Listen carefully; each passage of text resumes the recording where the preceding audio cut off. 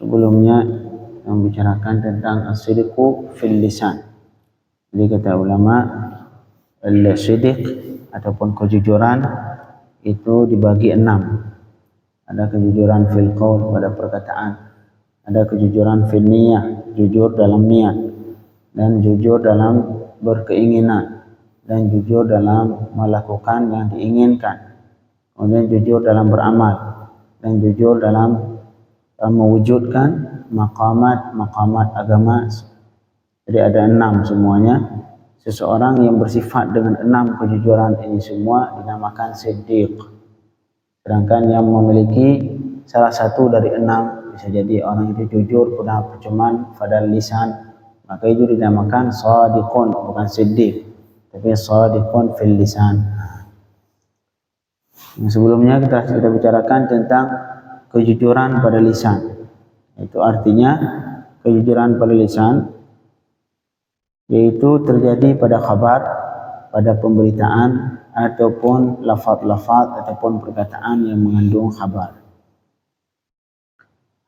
Kemudian ada yang kamal juga, sidqun fil lisan, perkataan yang jujur memiliki kesempurnaan. Yang kesempurnaan yang pertama jika dihindari dari yang namanya ma'arid. Ma'arid ini berbicara dengan cara sindiran untuk mencari hilah dari berbohong. Misalkan si fulan ada di rumah, ataupun pertanyaan yang contoh kemarin ditanya, punya uang enggak? Kamu megang uang sekarang? Kita di saldo di bank penuh, full saldo, miliaran di bank. Tapi cuma di kantong enggak punya uang, enggak megang uang. Karena kita tahu, oh saya enggak punya uang. Artinya kita enggak punya uang sekarang, di kantong enggak megang uang. Walaupun sebenarnya kita memiliki uang saldo banyak di bank. Nah, ini namanya ma'arid. Walaupun dia memahami sebaliknya. Ini seperti halnya yang dilakukan oleh Rasulullah sallallahu alaihi wasallam ketika ditanya sama orang ketika temu di jalan. Rasulullah mau hijrah saat itu, ketika dikejar oleh kaum kafir Quraisy, ketemu orang di jalan, di perjalanan, ditanya sama itu orang, kamu ini datang dari mana? Jawab Rasulullah, nahnu mimma, kita ini dari air. Nah, ini maksud Rasul, padahal beliau bertanya, kamu ini berasal dari daerah mana? Dari Jakarta, dari Mekah, dari mana? Tapi Rasul menjawab, nahnu mimma, kami ini dari air. Benar? Tapi maksud Rasul itu benar atau tidak? Benar. Karena semua manusia bersumber dari air mani. Nah, dari air mani. Kita ini diciptakan dari air. Walaupun itu sebenarnya tidak menjadi jawaban untuk orang tadi. Sampai itu orang bingung juga, ini emang ada daerah yang namanya mak. Nah, ini contoh cara mencari hilah dari berbohong. Ini namanya dalam bahasa Arab ma'arid. Walaupun itu kental kesalahan dia, salah paham. Jadi kalau kalimat-kalimat yang pada diri kata-katanya itu tidak dianggap bohong, cuman bagi si pendengar itu dia memahami justru yang tidak yang sebenarnya. Nah, contoh tadi, nahnu mimma, kata Rasul, kita ini dari air. Akhirnya berarti selesai. Rasul enggak berbohong. Rasul mengatakan kita dari air, memang kita diciptakan oleh Allah dari air. Jadi walaupun demikian, kita berusaha dalam berbicara menghindari yang ma'arid seperti ini. Walaupun ma'arid dibolehkan ketika ada kemaslahatan. Ada kemaslahatan ketika mendidik anak kecil, mendidik dalam dunia pendidikan, kadang-kadang dibutuhkan untuk ta'arif, diperbolehkan. Malahan wa rukhisa fi nutqi ala wifqil maslah fi 3 mawadhi'. Nah, malahan disebutkan sebelumnya, laisa bikadzab man aslaha baina itsnain. Tidak dianggap kadzab orang yang melakukan perdamaian, orang mendamaikan antara dua orang lagi bermusuhan. Kita punya kawan si A si B, ini orang berantem mulu. Akhirnya kita berusaha untuk mendamaikan mereka berdua biar berkawan lagi, biar akrab lagi. Nah, walaupun pakai kalimat-kalimat yang kadang-kadang berbohong sedikit, diperbolehkan.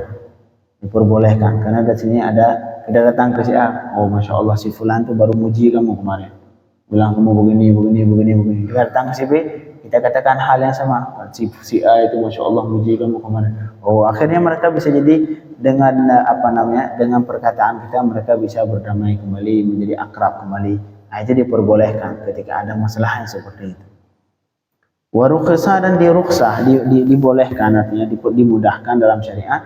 Fil nutqi ala wifqil maslahah fi thalathati mawadhi'. Untuk menghasilkan kemaslahatan diperbolehkan dalam 3 kondisi. Ini 3 orang ini diperbolehkan untuk pakai ta'rif tadi. Sampai kata ulama berbohong juga boleh. Untuk yang 3 kondisi ini kita berbohong. Tapi dengan syarat, harus ada syaratnya supaya tidak dianggap tidak berdosa, harus memiliki syarat ke depan.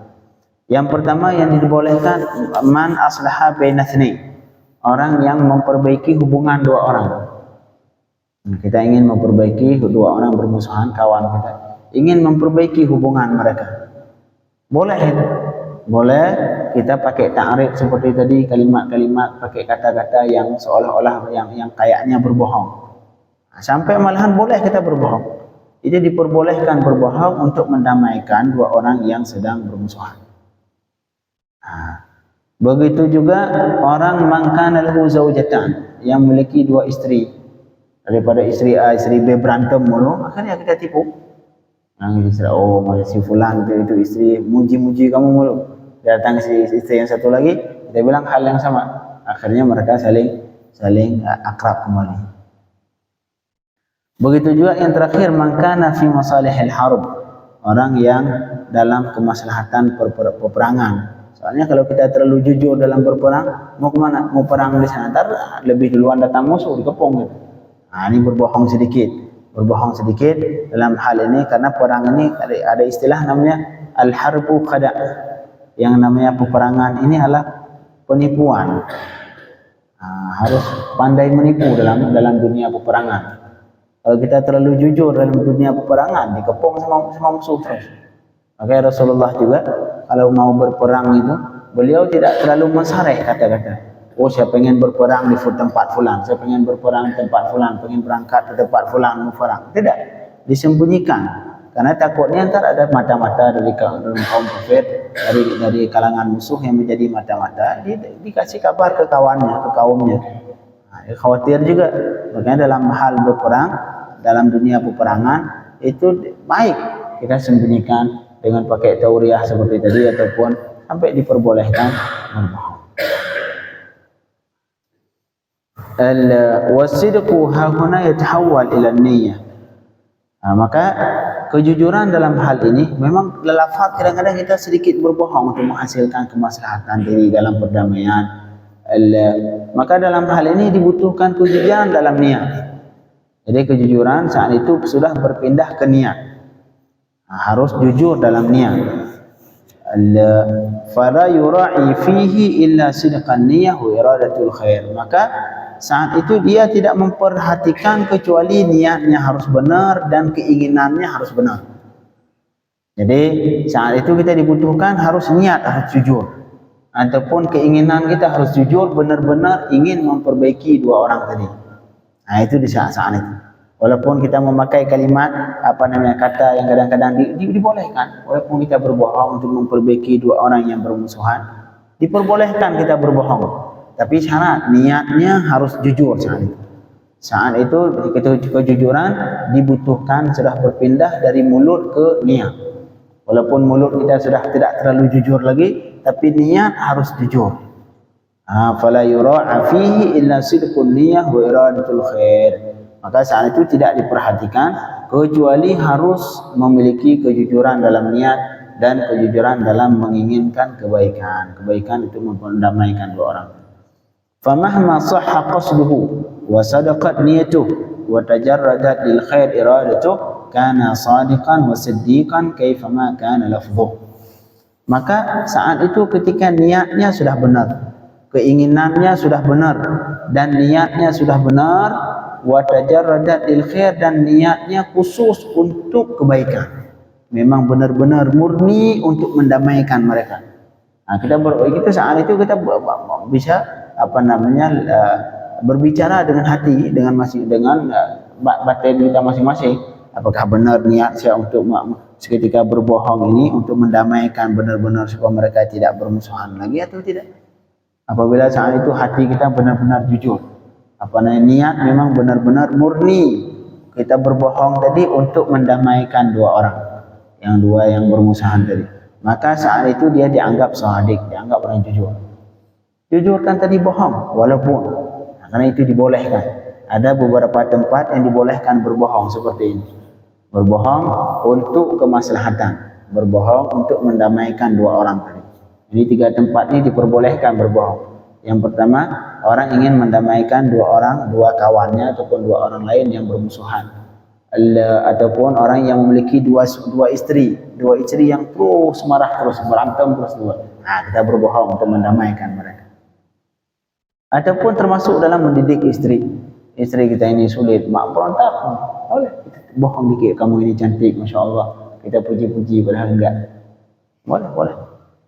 Nah, karena ini untuk kemaslahatan. Tapi syaratnya niatnya harus benar-benar jujur saat itu. Yang terakhir dalam kemaslahatan perang. Ini dalam dunia peperangan harus ada sedikit nipu-menipu. Dalam dunia peperangan ini kalau terlalu jujur dikepung kita sama musuh. Tapi kata ulama, walaupun kita berbohong di 3 kondisi tadi diperbolehkan dengan syarat niatnya harus benar-benar, niatnya harus jujur dan murni karena berkeinginan menghasilkan kemaslahatan. Bukan enggak ada niat yang lain sama sekali. Tapi thumma ta'rid fihi aula. Subhanallah. Tetapi yang namanya ta'rid pada masalah tadi juga lebih bagus. Jadi kita berusaha untuk ta'rid. Ta'rid adalah mencari kata-kata yang walaupun si pendengar salah paham, kata-kata yang secara zahir kata itu sesuai, tidak bohong, walaupun si pendengar salah paham. Nah, jadi makanya di tempat-tempat yang diperbolehkan untuk berbohong seperti 3 tempat tadi, kita saat itu lebih baik berusaha untuk tidak berbohong. Caranya pakai ta'rid, pakai hilah seperti halnya dilakukan Rasulullah. Contohnya wa tariquhu, contohnya pernah dilakukan di sebagian ulama, annahu kana yatlu ba'd zalamah huwa fi darih. Suatu ketika beliau dicari oleh orang yang zalim, mungkin pemerintah saat itu yang zalim ataupun siapa saja, tentara, polisi yang zalim, beliau lagi dicari sama mereka untuk disiksa. Sedangkan beliau saat itu lagi di rumah. Datang orang yang zalim ke rumahnya, mencari beliau, dan beliau saat itu sebenarnya di rumah. Wa qala li zawjati, kemudian beliau berkata untuk istrinya, khutti bi isbi'iki da'iratan wadi'il isba' 'alaiha faquli laysa huwa hahuna. Kata beliau, wahai istri, entar giliran datang itu musuh yang orang yang zalim tadi, misalkan tentara atau polisi yang ingin menzalimi kita, tolong kamu bikin khutti bi asbi'iki dairah, kamu bikin lingkaran seperti ini di garis. Misalkan kamu garis, kemudian bikin bulatan lingkaran seperti ini, garis pakai jari aja maksudnya. Kemudian kalian tanya, ada suami di rumah ada enggak? Gimana jawabannya? Ntar kamu tunjuk di sini, kamu letak tangan di sini di lingkaran tadi. Laisa huwa hahuna, dia enggak di sini. Tapi maksud di sini, padahal itu si pendengar, si yang zalim tadi pasti pahamnya dia enggak di rumah. Padahal maksud si istri tadi, dia enggak di sini artinya enggak di lingkaran ini. Ini contoh ta'rid. Untuk menghindar dari berbohong. Malahan ada sebagian ulama di Yaman sana, karena beliau terlalu banyak datang tamu, akhirnya bisa jadi mengganggu sedikit ibadah beliau. Akhirnya beliau di kamarnya itu ditaruh di kamarnya dinamakan sebagian kamar Sey'un. Ada kamar namanya Sey'un. Sey'un itu pada dasarnya nama kampung, nama daerah, nama kota lain. Ada Sey'un, entar ada Hawta. Ini beliau menamakan kamarnya kamar Sey'un. Entar ada kamar yang lain, kamar Hawta. Kalau di sini misalkan kita namakan ada satu kamar Jogja, nama kamar Jogja. Entar ada kamar, kita namakan kamarnya, kita tulis nama di kamar, misalkan Bandung. Entar giliran datang orang ke rumah, kita bilangin ke istri, tolong bilangin aja dia lagi di Bandung.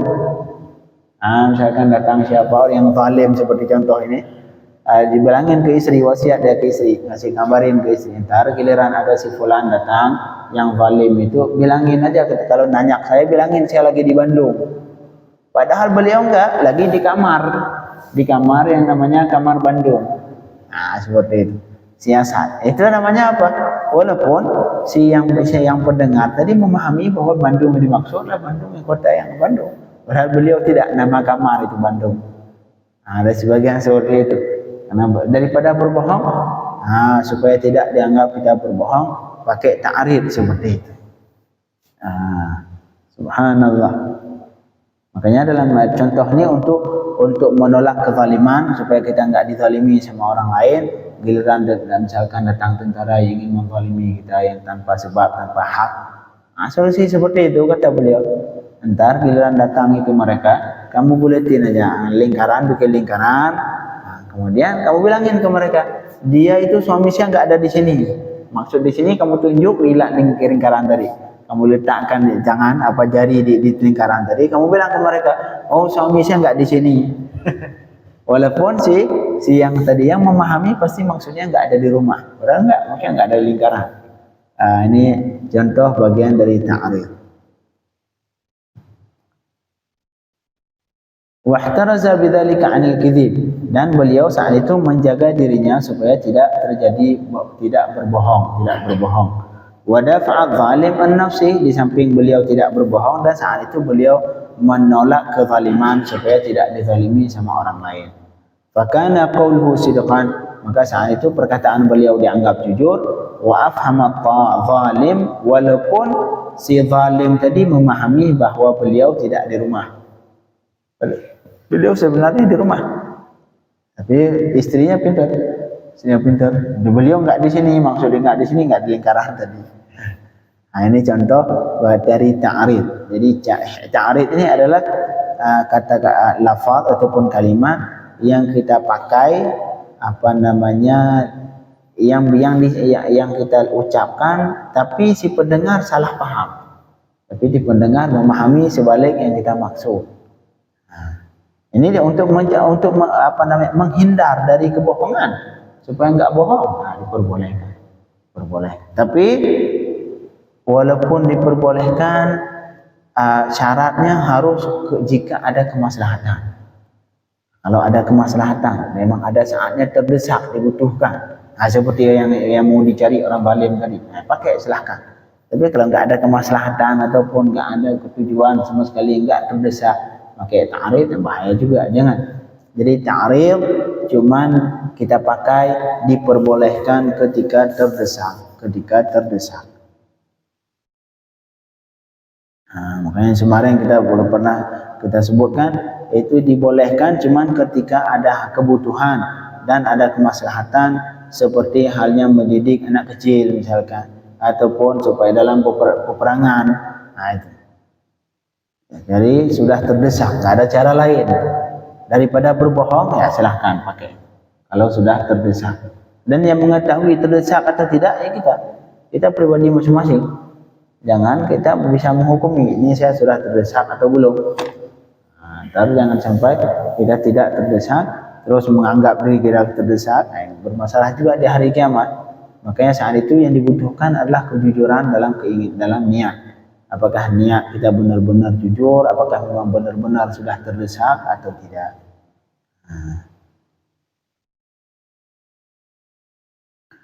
Fal kamal, maka kata beliau, kesempurnaan kejujuran pada lisan, yaitu yang pertama yahtaris an sarihil lafaz, dia menjaga dirinya dari sarih, dari lafaz yang sarih, artinya lafaz yang bohong, yang asli, yang memang benar-benar bohong. Dia di rumah enggak? Dia enggak ada di rumah, itu bohong, padahal ada. Dan berusaha juga menghindari dari ma'arid, yang seperti ma'arid yang tadi, yang kita nyari-nyari hilah yang tadi. Dihindari juga illa inda darurah, kecuali ketika darurat. Nah, darurat. Kalau darurat silahkan pakai. Misalkan kita dicari orang zalim seperti tadi.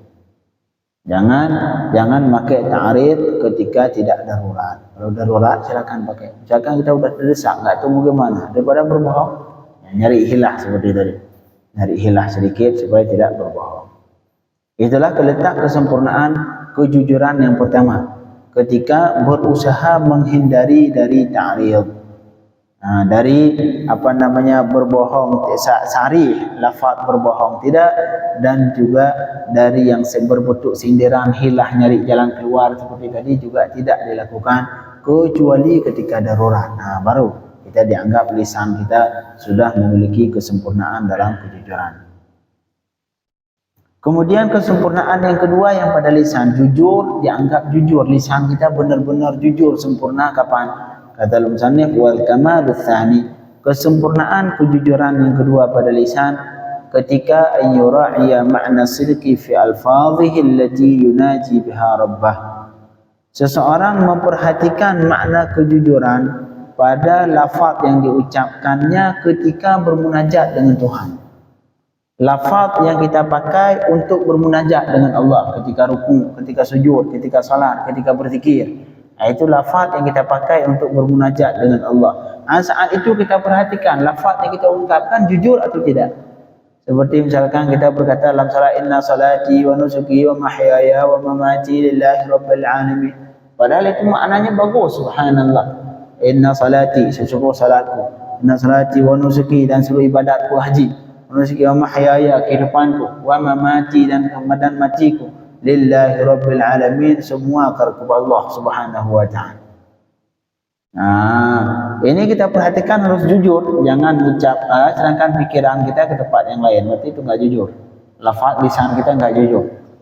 Jadi lisan kita dianggap sempurna kejujuran lisan ketika lafaz yang kita pakai untuk bermunajat dengan Allah saat itu kita jujur. Kita jujur.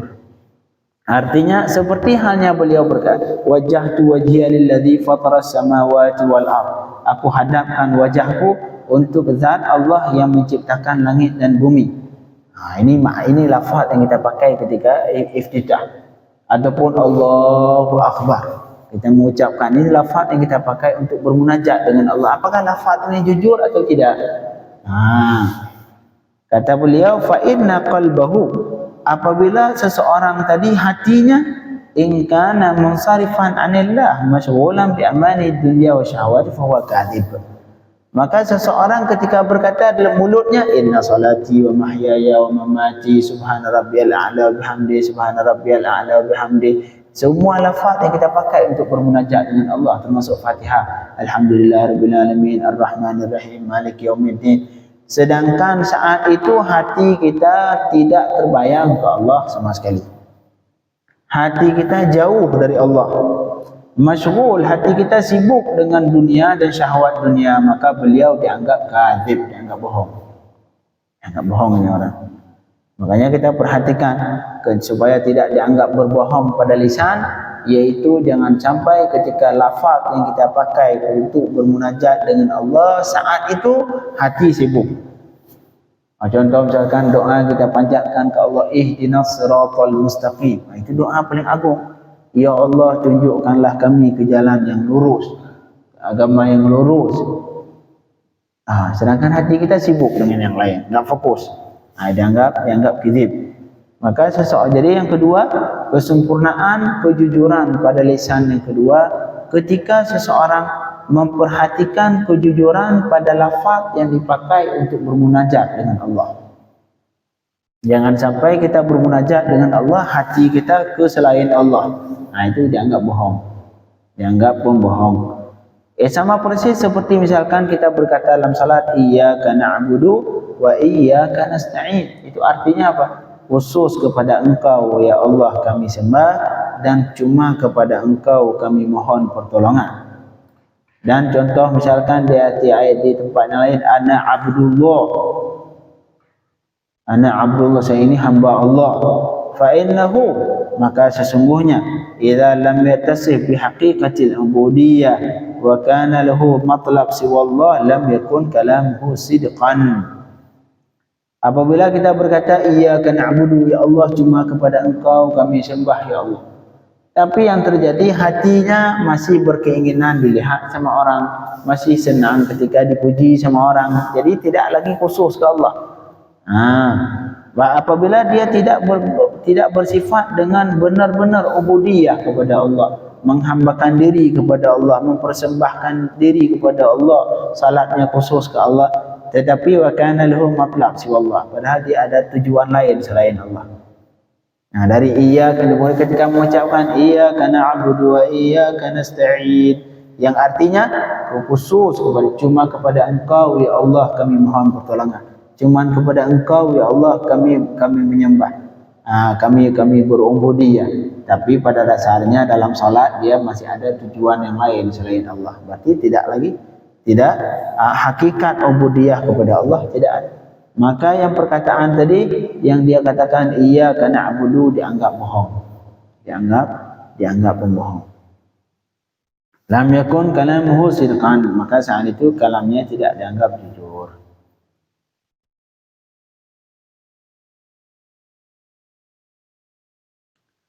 Itulah yang perlu diperhatikan dalam kejujuran yang kedua, yaitu kita memperhatikan kejujuran dalam ketika mengucapkan lafaz-lafaz, ketika bermunajat dengan Allah.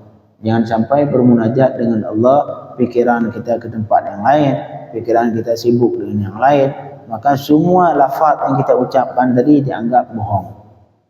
Iyyaka na'budu wa iyyaka nasta'in, ya Allah kepada Engkau kami sembah, kepada Engkau kami mohon pertolongan.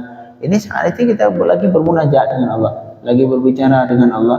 Tapi kalau misalkan pikiran kita ke tempat yang lain, sama persis nih saya ngomong sama Pak saya mohon pertolongan, tapi saya pikirannya ke tempat lain, ataupun melihat ke orang lain. Kita ngomong sama si A, tapi kita menghadapnya ke si B. Nah itu marah si A. Begitulah perumpamaan kita bermunajat dengan Allah iyyaka na'budu, tapi pikiran kita, hati kita sibuk dengan yang lain. Itu diamalkan semua lafaz, semua kata-kata ataupun doa ataupun bacaan yang kita baca tadi dianggap bohong. Makanya yang kedua ini diperhatikan. Jadi letak kesempurnaan dalam kejujuran yang pada lisan. Jadi yang pertama kita di samping menghindari dari yang kidib, dari bohong yang pasti, kita juga berusaha menghindari dari ta'rid. Ta'rid adalah sindiran yang mencari hilah dari berbohong. Menghindari juga kecuali ketika darurat. Itu yang pertama. Kemudian kesempurnaan dalam kejujuran pada lisan yang kedua, ketika seseorang memperhatikan juga kejujuran ketika di kalimat-kalimat yang dipakai ketika bermunajat dengan Allah Subhanahu wa taala. Ketika bermunajat dengan Allah, maka saat itu juga kita berusaha untuk jujur dengan Allah. Dan sampai kita ya Allahumma hdina fi man hadait. Ya Allah, tunjukilah kami Madinah ke dalam golongan orang-orang yang Kau tunjukkan. Sedangkan pikiran kita saat itu ke tempat lain, tidak tahu artinya apa, tidak tahu maksudnya apa, tidak keingat ke Allah sama sekali, sibuk sama dunia, sibuk pikiran sama yang lain di luar salat, di luar selain Allah Subhanahu wa taala, maka saat itu kita dianggap pembohong. Karena kan kita lafaz yang kita ucapkan tidak sesuai dengan fakta. Lafaz yang kita ucapkan tidak sesuai dengan fakta. Maka sekali lagi, untuk mendapatkan kesempurnaan kejujuran pada lisan yang kedua, yaitu dengan cara memperhatikan, dengan cara dengan jujur, memiliki kejujuran pada ketika bermunajat dengan Allah Subhanahu wa taala. Jangan sampai kita lafaz mulut mengucapkan iyyaka na'budu wa iyyaka nasta'in, sedangkan hati sibuk dengan yang lain, maka itu dianggap bohong, dianggap pembohong. Allahumma ja'alna minas sadiqin was-siddiqin birahmatika ya arhamar rahimin. Sallallahu ala sayyidina Muhammadin wa alihi wa sahbihi wasallam. Walhamdulillahi rabbil alamin.